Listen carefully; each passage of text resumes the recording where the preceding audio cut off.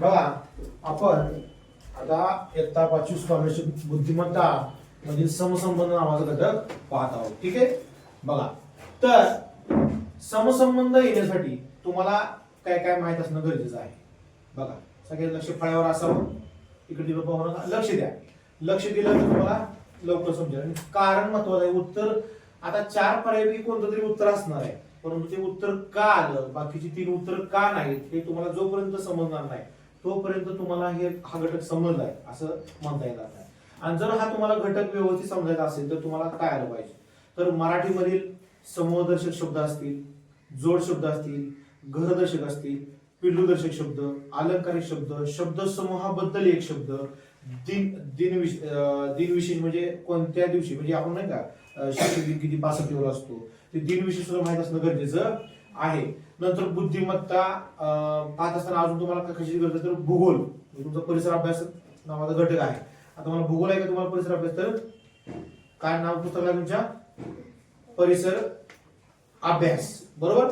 तर त्यामध्ये तुम्हाला ग्रहांची नाव माहित पाहिजेत, कोणत्या जिल्ह्यामध्ये काय प्रसिद्ध आहे माहित पाहिजे. उदाहरणार्थ सोलापूरची चादर प्रसिद्ध आहे, कोल्हापुरी चप्पल प्रसिद्ध आहे, मग पैठण सुरत गावामध्ये काय प्रसिद्ध आहे, सुरत या शहरामध्ये काय मिळतं तुम्हाला माहिती आहे तुम्हाला. तर ही जी माहिती असणं गरजेचं आहे. हे पूर्ण आता सगळं सांगत आपल्याला याला वेळ वेळ कमी पडेल आपल्याला. बघा तर हे झालं मराठीचं. विज्ञान पण आलं पाहिजे, भूगोल आलं पाहिजे, समजले तुम्हाला. आणि दुसरा मुद्दा, आता एक पद पाहतोय पण मराठीमध्ये तुम्हाला ते नाम शब्दाची जाती, नाम, सर्वनाम, विशेषण, क्रियापद हे पण तुम्हाला आलं पाहिजे. बघा आपण चालू करूया. बघा तर पहिला समसंबंध. आता हे समसंबंधाचा प्रश्न कसा विचारला जातो, खाली दिलेल्या पदामध्ये पहिल्या पदाचा दुसऱ्या पदाशी जो संबंध आहे अगदी तसा संबंध तिसऱ्या पदाचा चौथ्या पदाशी आहे, तो संबंध शोधून आपल्याला उत्तर काढायचं असतं. पहिला प्रश्न काय बघा, कार्तिक मोर तर दुर्गा प्रश्नचिन्ह. आता पहिल्या या 2 पदाचा आपल्याला संबंध लावायचा आहे. काय संबंध येईल रे, कार्तिक मोर, याचा अर्थ काय होईल कोणाला माहिती आहे का, कार्तिकचं वाहन मोर. हा तर कार्तिक याचं वाहन काय आहे, मोर आहे. तसं दुर्गा या देवीचं वाहन काय आहे रे, सिंह. काय वाहन आहे, सिंह. आता हे झालं कारण की बाबा वाहन, कळलं नाही. कार्तिकचं वाहन मोर आहे, तसं दुर्गाचं वाहन काय आहे, सिंह आहे. बघा पालेभाजी, मग पालेभाजी काय आहे, मेथी. पालेभाजी काय आहे, मेथी. फळभाजी कोणती, तर पडवळ. फळभाजी कोणती, पडवळ. पुढे बघा,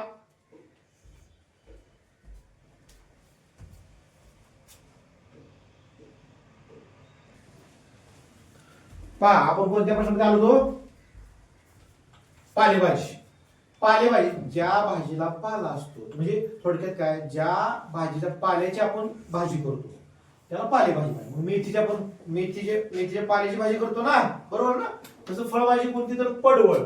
पडवळ या म्हणजे थोडक्यात ते पडवळ कसं माहिती का, तुम्ही हे बघितले का, दोडका ते दोडका टाईप तशी असते, त्याला वेल असतो, ते वेलीला येतं पडवळ. ठीक आहे. पुढे बघा, कृत्रिम नैसर्गिक, ह्याचा तुम्ही संबंध काय लावला, विरुद्धार्थी शब्द आहे. कृत्रिम म्हणजे मानव निर्मित आणि नैसर्गिक म्हणजे निसर्ग निर्मित. ओके.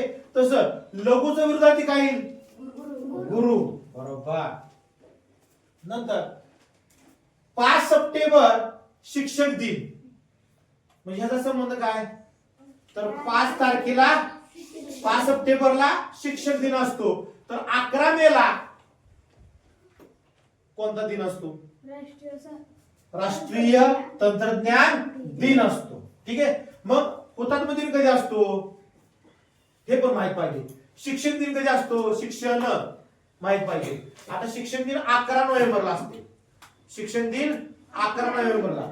हुतात्मा दिन म्हणजे शहीद दिन म्हणून साजरा केला जातो, लक्षात ठेवा. समजते. आणि नंतर कामगार दिन कधी असतो, 1 मे. कामगार दिन म्हणजेच महाराष्ट्र दिन त्या दिवशी साजरा केला जातो. 1 मे महाराष्ट्र दिन ज्या दिवशी असतो त्या दिवशी कामगार दिन सुद्धा साजरा केला जातो. पुढे बघा, भाकरी ज्वारी काय संबंध लावला, तर ज्वारीपासून आपल्याला काय मिळते? भाकरी. मग इथं पण तसंच लावायचं.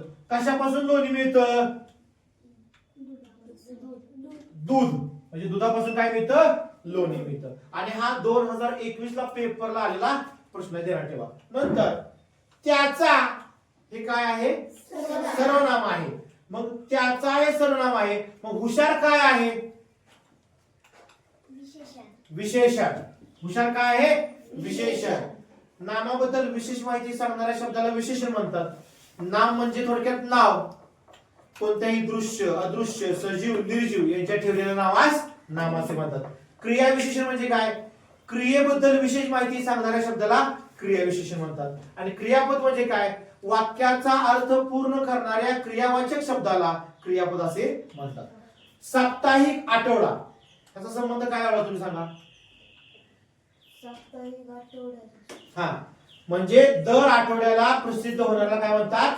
साप्ताहिक. मग दैनिक कशाला म्हणलं पाहिजे? मग प्रत्येक दिवशी प्रसिद्ध होणाऱ्याला.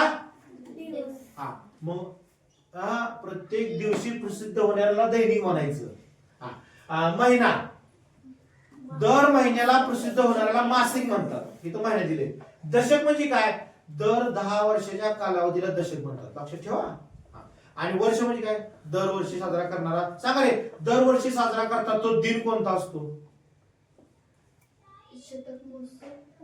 वर्धापन दिन असतो. आपला दरवर्षी साजरा करतात तो वाढदिवस.